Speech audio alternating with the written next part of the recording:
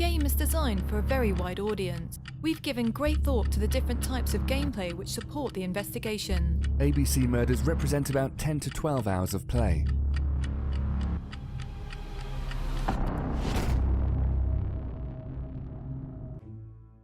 What are the different features offered by Agatha Christie, the ABC murders?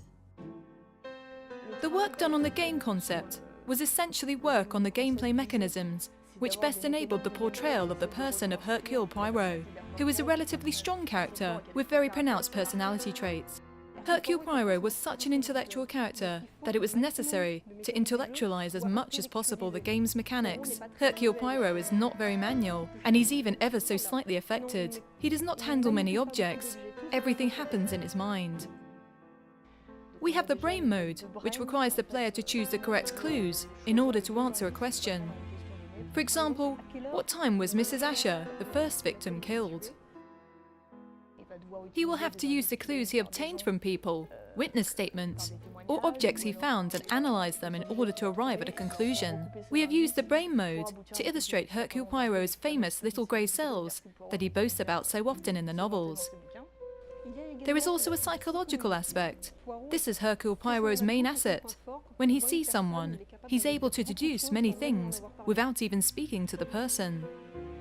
This is portrayed through the summary mode that reveals Hercule Poirot's very sharp sense of observation. It illustrates the fact that he always has a slightly psychological analysis of the characters he observes. Thus, he is able to deduce whether the person he is speaking to is sad, or if a comment or a remark has had an effect on him.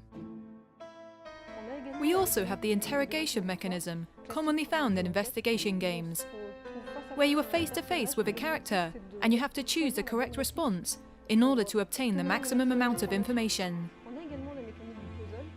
We also have a puzzle mechanism, in which objects are handled with a view to revealing the mysteries they hold.